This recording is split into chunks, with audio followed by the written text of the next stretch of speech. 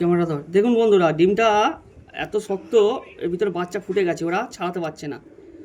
আমি আস্তে আস্তে একটুকুনি ডিমটা করে দিচ্ছি।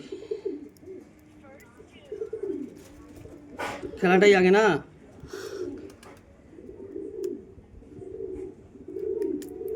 আমি ভেবেছিলাম ডিমটা ফুটবে না, কিন্তু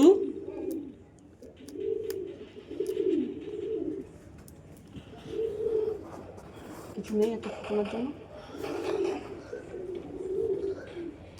এক হাতে খেলছি আমি।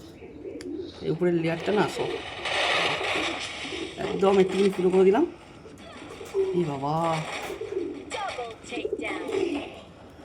কি হয়েছে এটা? রক্ত বেরিয়ে গেল কোথা থেকে।